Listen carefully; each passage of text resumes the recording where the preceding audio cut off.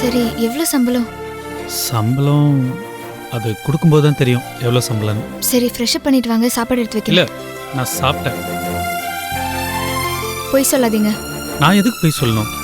உண்மையிலேயே நான் சாப்பிட்டேன். என்னால உங்களை புரிஞ்சுக்கவே முடியல. உங்களுக்கு இருக்கிறது தாழ்வு மனப்பான்மையா இல்ல ஈகோவா? ஏன் இப்படி பிடிவாதம் பிடிக்கிறீங்க? இத்தனை நாளும் எப்படி வேணா வாழலான்னு இருந்துட்டேன். ஆனா இதுக்கப்புறமாச்சும் இப்படிதான் வாழணுன்ற முடிவோட இருக்கேன். ப்ளீஸ் என்னை வற்புறுத்தாத. மாப்பிள்ள, சொல்லுங்க மாமா. ராத்திரி நேரத்தில் வெறும் வயத்தோட படுக்கக்கூடாது மாப்பிள்ள. வயிற்றுல இருக்கிற பசியை விட மனசுல இருக்கிற வைராக்கியம் தான் முக்கியப்படுது மாமா. உங்க பிடிவாத குணத்தால என் பொண்ணுதான் வேதனைப்படுறா. புருஷனோட தன்மானம் தான் பெருசுன்னு நினைக்கிற பொண்டாட்டி அந்த புருஷனோட பிடிவாதத்துக்கு பின்னாடி இருக்கிற நியாயத்தையும் புரிஞ்சுப்பா. உங்களுக்கு வேலை கிடைச்சாச்சு, சம்பாதிக்கவும் போறீங்க. உங்க சம்பாதியத்தில் ஒரு காலத்தில் நாங்கள் சாப்பிட தானே போகிறோம். இப்போ எங்கள் சம்பாதியத்தில் நீங்கள் சாப்பிட்றதுல என்ன தப்பு? தப்பு எது சரி எதுன்னா எனக்கு தெரியல மாமா. மனசாட்சிக்கு எது சரின்னு தோணுதோ அதை செய்கிறேன், அவ்வளோதான். தப்பா எடுத்துக்காதீங்க.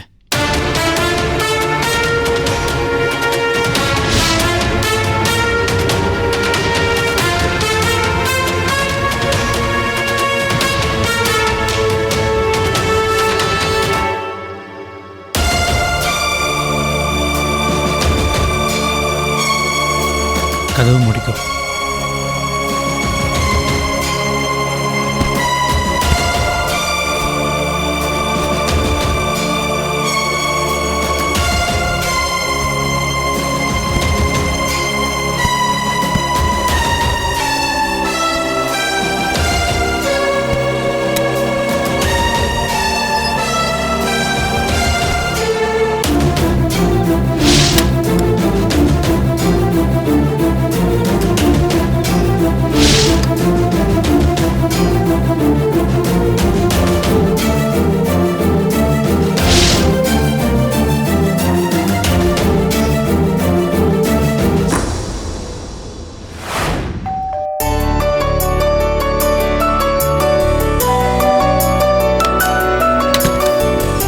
என்ன பண்ணிட்டு இருக்க நீ? கதவு திறக்க இவ்வளவு நேரமா?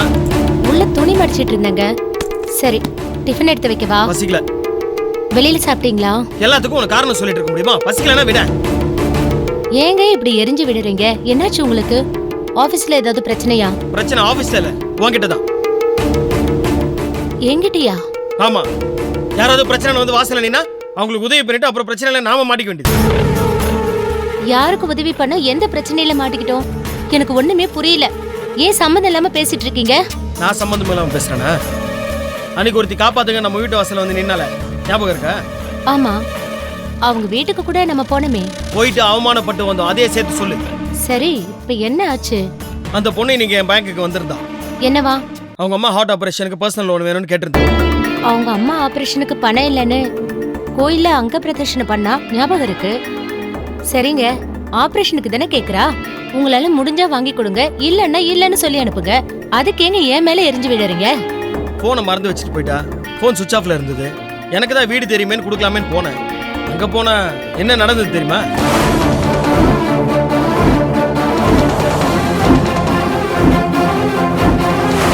அவங்க அந்த பொண்ணு. நீ திருந்தவே மாட்ட. நீ பரிதாபப்பட்டதுனால தான் நான் இன்னைக்கு அவமானப்பட்டு நிக்கிறேன். என்ன பத்தி யோசிச்சு பாத்தியா? சரிங்க, விடுங்களேன். எப்படி விட சொல்றேன்? அவ அம்மா அம்மான்னு சொல்லிட்டு இருந்தால, அது அவ அம்மா இல்லையா, அந்த குடிகாரனுடைய அம்மாவா. மாமியாரியா அந்த பொண்ணு இந்த தாங்குறா? அன்னைக்கு கோயில்ல அவ அங்க பிரதட்சணை பண்ணது மாமியாருக்காகவா? என்னால நம்பவே முடியலங்க. விட்டா அவளுக்கு பாராட்டு விழாவே வைப்ப போல இருக்கு. சும்மா இருங்க. மாமியார சொந்த அம்மாவா நினைக்கிற குணத்துக்காகவே அந்த பொண்ணுக்கு நீங்க உதவி பண்ணலாங்க. மறுபடியும் உதவியா? என்னால முடியாது சாமி, நீ ஆள விடு. என்னங்க, நீங்க 2 தடவை அவமானப்பட்டீங்க, அதை நான் ஒத்துக்கிறேன். முதல் தடவை நம்மள வீட்டுக்குள்ள விடாததுக்கு காரணமே இப்பதாங்க புரியுது. சந்தேகப்படுற ஆம்பளை வீட்டுல இருக்கும்போது ராத்திரி நேரத்துல உங்களை எப்படிங்க வீட்டுக்குள்ள வர சொல்லுவாங்க? அதனாலதான் வாசல்லே நிக்க வச்சு பேசி அனுப்பிச்சிட்டாங்க. இன்னும் சொல்ல போனா தான் வாழ்க்கையை நாசமாக்கின மாமியார் மூஞ்சில அந்த பொண்ணு முழிக்க கூடாதுங்க. ஆனா மாமியார அம்மா ஸ்தானத்துல வச்சு அவ பாத்துட்டு இருக்கா. அத பாருங்க. அதை விட்டுட்டு தேவையில்லாம குழம்பிட்டு இருக்கீங்க. நீ சொல்றதும் ஒரு விதத்துல சரியாதான் இருக்கு. புரிஞ்சா சரி. நான் டிஃபன் எடுத்து வைக்கிறேன். ஃப்ரெஷ்அப் ஆயிட்டு வந்து சாப்பிடுங்க.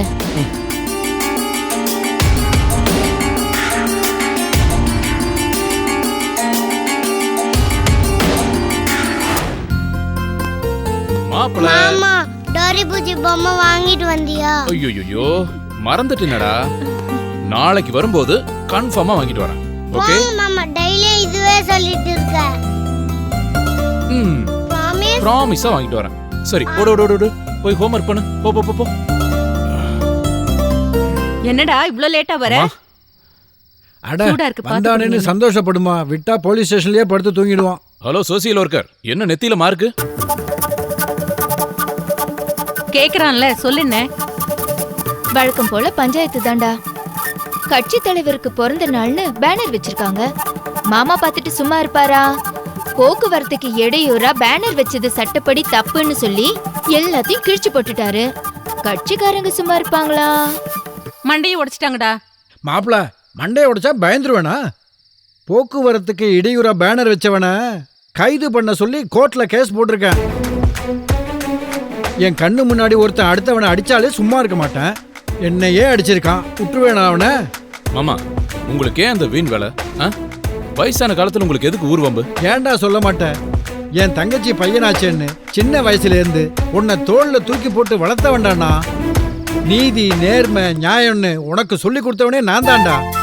அதனால தான்டா உனக்கு போலீஸ்லயே சேரணும்னு ஆசை வந்துச்சு. எல்லாமே என்னோட போதனை தான்டா. இல்லைன்னு உன்னால மறுக்க முடியுமாடா? எல்லாம் சரி மாமா, நீங்க வக்கீலுக்கு படிச்சீங்க, ஹைகோர்ட்ல பிராக்டிஸ் பண்ணீங்க. எதுக்காக பொதுநல வழக்கு போடுறேன்னு சொல்லி எல்லாரையும் பகச்சுக்கிறீங்க? என்ன பத்தி நீ ஏன்டா கவலைப்படுற? ரிஸ்க் எடுக்கிறது எனக்கு ரஸ்க் சாப்பிடுற மாதிரி. அதுக்காக இப்படி எத்தனை நாளைக்கு ரஸ்க் மட்டுமே சாப்பிட்டு இருப்பீங்க? போர் அடிக்காது? அட போடா, சட்டம் சாதாரண மக்களுக்கும் பயன்படணும். எல்லாருக்கும் சமமான நீதி கிடைக்கணும். நான் படிச்ச சட்டம் மக்களுக்கும் பயன்படணும்னு தான் கல்யாணமே பண்ணிக்காம வாழ்ந்துகிட்டு இருக்கேன். டேய் மயிலு, உன் மாமா இப்படிதான்டா. அவரெல்லாம் மாத்தவே முடியாது. உங்க அப்பா இறந்ததுக்கு அப்புறம் உங்க 3 பேரையும் வச்சுக்கிட்டு தனியா நின்னா அண்ணன் தாண்டா எனக்கு ஆதரவா இருந்தாரு. அவர் இல்லனா உங்க 3 பேரையும் நான் வளர்த்திருக்க முடியுமா? அதை விடுமா, உன் புள்ள இன்ஸ்பெக்டர் ஆயிட்டான், நேர்மையான ஆபீசர்னு பேர் வாங்கிட்டான். இதுக்கு மேல என்னமா வேணும் உனக்கு? அண்ணே, இவ புருஷனோட சண்டை போட்டு வந்து 2 வருஷம் ஆயிடுச்சு. இது வரைக்கும் மாப்பிள்ள வந்து எட்டி பார்த்தாரா? இல்லையே அண்ணே. என்ன பார்க்க கூட அவர் வர வேண்டாம் மாமா. பெத்த மக இவனை பார்க்கணும்னு கூட அவருக்கு தோணலையே. 3 வயசுல தூக்கிட்டு வந்தேன். இப்ப அவனுக்கு 5 வயசு. பெத்தவனோட மூஞ்சி கூட அவனுக்கு மறந்து போச்சு. அக்கா, நீ ஏன் கவலைப்படுற? பொண்டாட்டி அருமை தெரியாதவங்க கூட வாழ்றதை விட இப்படி தனியாவே இருந்துட்டு போலாம். யாராருக்கோ கோர்ட்ல வாதாடுறேம்மா. உன் விஷயத்துல எல்லாருமா சேர்ந்து என் கையை கட்டி போட்டுட்டீங்க. என்ன மட்டும் என் வழியில விட்டுருந்தீங்க, உன் புருஷனையும் அவன் குடும்பத்தையும் கோர்ட்ல இழுத்து நார அடிச்சிருப்பேன். எல்லாருமா சேர்ந்து தடுத்துட்டீங்க. வேணாம் அண்ணே, நாம யாரையும் பழிவாங்க வேணாம். இன்னும் கொஞ்ச நாள் போனா மாப்பிள்ள மனசு மாறி வருவாருன்னு எனக்கு தோணுதுண்ணே. உன் மகன் 2 பவுன் நகையோட ஓடி போயிட்டான். இன்னும் வீடு வந்து சேரல. என்னதான் பண்றானோ தெரியல. கெட்டு குட்டி சவரா போயிட்டான். குழந்தை கழுத்துல இருக்கிற செயினை திருடிட்டு போயிருக்கான். நான் முடிவு பண்ணிட்டேன். எனக்கு ஒரே ஒரு தம்பி தான், அது மயில் மட்டும்தான். சுனில்னு ஒருத்தன் இருக்கிறதே நான் மறந்துட்டேன். அவன் எனக்கு தம்பியே இல்ல. ஏண்டி அப்படி சொல்ற? உங்க 2 பேரையும் சுமந்த இந்த வயசுல தானடி அவனையும் சுமந்த. அந்த மாதிரிலாம் அவனை விட்டுற முடியாதுடி. அம்மா, ஊர்ல இருக்கிற கெட்ட பழக்கத்தை எல்லாம் மொத்தமா குத்தைக்கு எடுத்து வச்சிருக்கான். அன்பா சொல்லி பார்த்தாச்சு, அடிச்சும் பார்த்தாச்சு. எங்க போறான், என்ன பண்றான், அவனை என்ன பண்றதுன்னே தெரியல. ஆனா ஒண்ணு மட்டும் நிச்சயம், என்னமோ அவன் தப்பு பண்றான். ஒரு நாள் இல்ல ஒரு நாள் என் கையில மாட்டுவான். அன்னைக்கு இருக்கு அவனுக்கு. உன் போலீஸ் புத்தி எல்லாம் தம்பிக்கிட்ட காட்டாதுடா. அப்பா இல்லாத புள்ளன்னு நான் தாண்டா செல்லம் கொடுத்து வளர்த்துட்டேன். ஜாதகம் வேற இப்ப அவனுக்கு சரியில்லடா. இன்னும் 2-3 வருஷத்துல அவனும் பெரிய ஆளா வருவான். யாரு? உன் சின்ன மகனா? ஏண்டி? என் மகன் கழுத்துல இருந்த செயினை தானே திருடிட்டு போயிருக்கான். அவன் வரட்டும், நானே மயில் கிட்ட கம்ப்ளைண்ட் கொடுக்கறேன். தூக்கி உள்ள போட்டாதான் உன் மகனுக்கெல்லாம் புத்தி வரும். அப்படியெல்லாம் சொல்லாதடி. டேய் மயிலு, தம்பி பத்தி விசாரிச்சியா? எங்க இருக்கான்னு பாருடா. புத்திமதி சொல்லி வீட்டுக்கு கூட்டிட்டு வந்துடலாம். நீ தான் அவனை பத்தி நினைச்சிட்டு இருக்க. ஆனா அவன் எந்த பொறுக்கிங்களோட சுத்திட்டு இருக்கானோ அவன் தானே வீட்டு விட்டு போனா அவனுக்கே வர தெரியும். சரியா? டேய், அம்மா அப்படிதான் புலம்பிட்டு இருக்கோம். நீ உள்ள வா, சாப்பிடலாம்.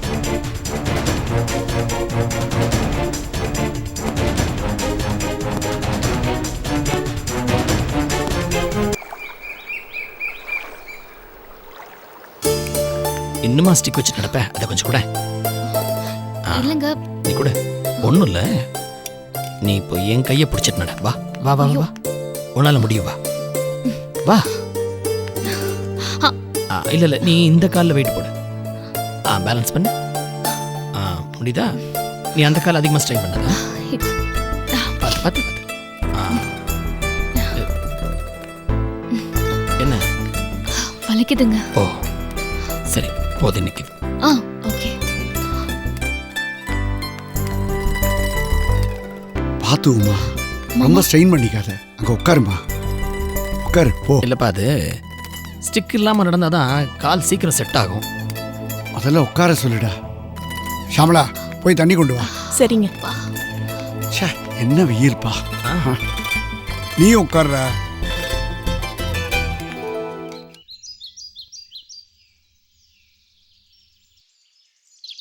ராஜீவா, மனசு எனக்கு நிறைவா இருக்குடா. நீயும் உமாவும் நேற்று வந்திருந்தீங்கன்னா ரொம்ப சந்தோஷப்பட்டிருப்பீங்க. இந்தாங்க. என் கஸ்தூரியோட ஆசீர்வாதம் இந்த குடும்பத்துக்கு எப்பவும் இருக்குடா. நீயும் சீக்கிரம் எழுந்து நடமாட ஆரம்பிச்சிருவோமா? ஆக்சுவலாக நானே கேட்கணும்னு இருந்தப்பா. நேற்று நைட்டு நீங்கள் லேட்டாக வந்ததுனால பேச முடியல, நீங்களும் படுத்துட்டீங்க. ஃபங்க்ஷன் எப்படி நடந்துச்சு சொல்லுங்க. ரொம்ப சிறப்பாக நடந்துச்சுடா. கஸ்தூரி நர்சிங் ஹோம்னு போர்டை மாட்டின உடனே அந்த ஹாஸ்பிட்டலுக்கு ஒரு தனி கடை வந்துருச்சுடா. ஆளாளுக்கு வேலையை இழுத்து போட்டு செய்யறாங்க. துவாரகேஷ் ஒரு பக்கம், கருணாகர் ஒரு பக்கம், சக்கரை ஒரு பக்கம், நம்ம ஸ்னேகா ஒரு பக்கம். ஹாஸ்பிட்டலே களைகட்டி இருந்துச்சு தெரியுமா?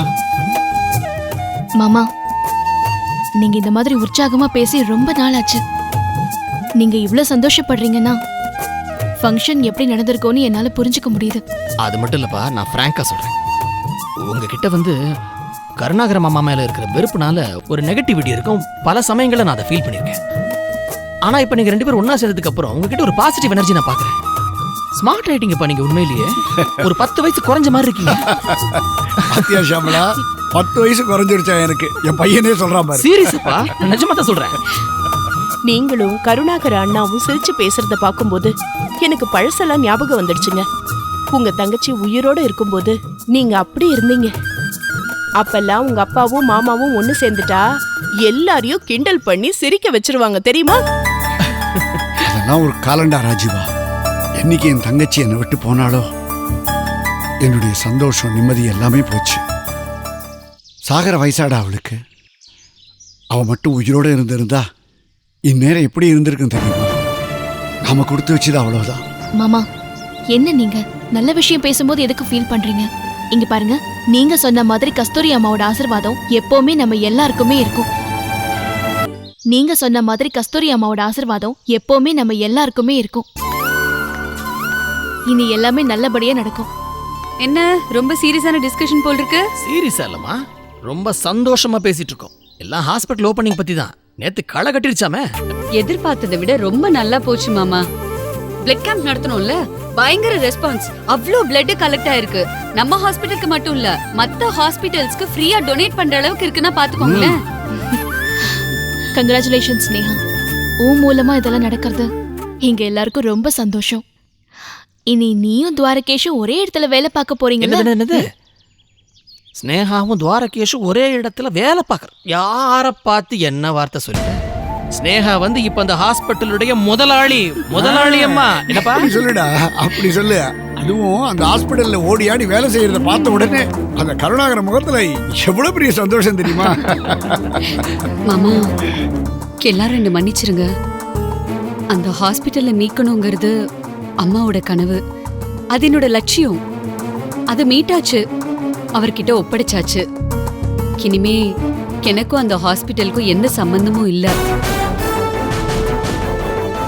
இது பாருமா, அப்படி சொல்லாதம்மா.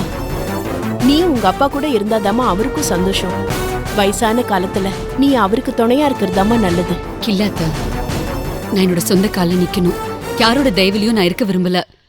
அவரை பாத்துக்கிறதுக்கு என் புருஷன் இருக்காரு. நீங்க அவரை பத்திலாம் கவலைப்படாதீங்க. ஏமா ஸ்னேகா, உனக்கு உங்க அப்பா மேல இருக்கிற கோபம் இன்னும் தீரலையா? ஸ்னேகா, உன் மனசுக்கு கஷ்டப்படுற மாதிரி நான் எவ்வளவோ பண்ணிருக்கேன். என்னையே நீ ஏத்துக்கிட்டல, அப்போ உங்க அப்பாவையே ஏத்துக்க மாட்டேங்கிற? ஸ்னேகா, எனக்கு என்னமோ நீ இது வரைக்கும் உன் அப்பாவுக்கு கொடுத்த தண்டனையே போதும்னு தோணுது. எல்லாம் நல்லபடியா முடிஞ்சிருச்சு. எல்லாரும் சந்தோஷமா நல்லா இருக்கும். அம்மா, இதுக்கு மேல நீ வந்து உங்க அப்பாவுக்கு ஒரு நல்ல மகளா அவர்கிட்ட அன்பா அனுசரணையா இருந்து அவரை பார்த்துக்கணும்னு எனக்கு படுது. பாவமா மாமா, இதுக்கு மேல அவரை தண்டிக்காத. ஐயோ மாமா, நான் யாரையும் தண்டிக்கவும் இல்ல மன்னிக்கவும் இல்ல. நான் பாட்டுக்கு என் வேலையை பார்த்துட்டு போயிட்டு இருக்கேன். என்னை பொறுத்த வரைக்கும் எனக்குன்னு இருக்கிற ஒரே குடும்பம் நீங்க எல்லாரும் மட்டும்தான். எனக்குன்னு இருக்கிற உறவு ராஜி மட்டும்தான். இதுல வேற யாருக்கும் இடம் கிடையாது. என் தங்கச்சி மாதிரியே பிடிவாதக்காரியா இருக்கம்மா. அம்மா தான் கூட இல்ல, அம்மா மாதிரியா தெரிஞ்சுட்டு போறேனே. ஸ்னேகா, இப்ப எதுக்கு கண் கலங்குற? கண்ணத்தோட உனக்கு என்ன விருப்பமோ அதை பண்ணு. மாமா, ஸ்னேகா உணர்ச்சி வசப்பட்டு எதையும் பண்றவ இல்ல. எது பண்ணாலும் அதுல ஒரு நியாயம் இருக்கும். அவளுக்கு என்ன விருப்பம் இருக்கோ அதை பண்ணட்டும். அவ விருப்பத்துக்கு நாம துணையா இருப்போம். என்னங்க, நான் சொல்றது சரிதானே? 100% கரெக்ட். என்ன இத்தனை நாள் அந்த ஹாஸ்பிட்டல் இருக்கிற ஒரு சம்பளம் வாங்குற எம்ப்ளாயியா ஸ்னேகா இருந்தா. தினம் ஹாஸ்பிட்டலுக்கு வேலைக்கு போயிட்டு இருந்தா. ஆனா இப்போ அந்த ஹாஸ்பிட்டலே ஸ்னேகாக்கு சொந்தமாயிடுச்சு. ஆனா அவன் அந்த ஹாஸ்பிட்டலுக்குள்ள காலடி எடுத்து வைக்க மாட்டேங்கிறா. சரிம்மா, அதை விட இப்போ நீ ஹாஸ்பிட்டலுக்கு போலன்னா வேற ஏதாவது பண்ணலான் இருக்கியா? ஏன்னா எனக்கு உன்னை பத்தி தெரியும். நிச்சயமா உன்னால வந்து வீட்டுக்குள்ள 4 செவத்துக்குள்ள அடைஞ்சு முடங்கி கிடக்க முடியாது. உண்மைதான். ஆனா நான் சொந்தமா பிசினஸ் பண்ணலான்னு இருக்கேன். அது நல்ல விஷயம் தாம்மா, நீ தாராளமா பண்ணு. என்னங்க, நீங்க என்ன எதுவும் பேசாம இருக்கீங்க? தாராளமா பண்ணிட்டபடி நானே வேண்டாம் சொல்ல போறேன். சொந்த பிசினஸ்னா என்னமா, ஏதாவது ஐடியா வச்சிருக்கியா? என்ன மாமா, மறந்துட்டீங்களா? நம்ம 2 பேரும் சேர்ந்து சொந்தமா ஒரு சாஃப்ட்வேர் கம்பெனி ஆரம்பிக்கலாம்னு நினைச்சோம்ல. எவ்வளவோ தடங்கள் முட்டுக்கட்ட அது நடக்காமலே போயிடுச்சு. நானும் ஹாஸ்பிட்டல் விஷயத்துல ரொம்ப பிஸியாவே இருந்துட்டேன். அதான் இப்ப ஹாஸ்பிட்டல் மீட்டு கையில கொடுத்தாச்சு. நான் அந்த ஹாஸ்பிட்டல்ல ஒர்க் பண்ணும்போது கூட நான் இதை பத்தி நிறைய யோசிச்சிருக்கேன். நம்ம 2 பேரும் சேர்ந்து ஏன் மறுபடியும் பிசினஸ் ஸ்டார்ட் பண்ணக்கூடாது? கரெக்ட் தாம்மா. நம்ம கம்பெனி ஆரம்பிக்கிற பிளான் முதல்ல தடப்பட்டு நின்ன உடனே நான் ரொம்ப துவண்டு போயிட்டேன். அதுல இருந்து மீள்றதுக்குள்ள எங்க டைவர்ஸ், கோர்ட்டு கேஸு, அப்புறமா குழந்தை காணாம போனதுன்னு ஏகப்பட்ட பிரச்சனைங்க. ஆனா இப்போ கடவுள் அருளால எல்லாம் சரியாயிடுச்சு. என் உமாவும் மனசு மாறிட்டா. ஒரே குடும்பமா நாம எல்லாரும் இருக்கோம். நாங்க 2 பேரும் பிரிஞ்சிருந்த போது எதுக்குடா வாழ்றோம்னு எத்தனையோ நாள் நினைச்சிருக்கேன். ஆனா இப்போ என் பொண்டாட்டி பிள்ளைக்காகவும் நம்ம குடும்பத்துக்காகவும் ஏதாவது சாதிக்கணும் அப்படிங்கிற ஒரு எண்ணம் எனக்குள்ள ஒரு பெரிய உத்வேகத்தை கொடுத்துருக்கு. நான் கூட சின்சியரா ஒரு வேலை தேடணும்னு நினைச்சிட்டு இருந்தேன். ஆனா நீ சொல்றது கரெக்ட். எதுக்குப்பா போய் ஏதோ ஒரு கம்பெனில உழைச்சு கொட்டி யாரோ ஒருத்தருக்கு சம்பாதிச்சு கொடுக்கறத விட நம்ம கையை ஊனி நம்ம சொந்த கால நின்று நம்ம கம்பெனிக்காக உழைக்கலாமே. நீ சொல்றது கரெக்டுமா. ப்ரொசீட் பண்றோம், செய்யறோம், கம்பெனி ஆரம்பிக்கிறோம். என்னப்பா? எப்படியோ மறுபடியும் இந்த வீட்டுக்குள்ள எல்லாரும் ஒத்துமையா சந்தோஷமா இருந்தா எனக்கு அதுவே போதும். எனக்கும் சந்தோஷம்தாம்மா. எதுக்கும் துவாரகேஷம் வந்துட்டோம். அவங்கிட்டயும் ஒரு வார்த்தை கேட்டுடலாமே. கண்டிப்பா கேக்குறேன் மாமா. ஆனா அவர் எப்பவுமே என் விருப்பத்துக்கு குறுக்க இருந்ததே இல்ல. சரி ஸ்னேகா, நீ சொல்றபடியே செய்வோம். இந்த உலகமா நாமளான்னு ஒரு கை பாத்துருவோம். என்னம்மா நான் சொல்றது? உமா, என்ன பிசினஸ் பண்றதா முடிவு பண்ணிருக்கோம். உனக்கு ஓகே தானே? ஸ்னேகா, என்ன பிசினஸ் பண்ண போறீங்க? நிறைய ஐடியாஸ் இருக்கு. ஏதாவது ஒன்னு இனிமேதான் யோசிக்கணும்.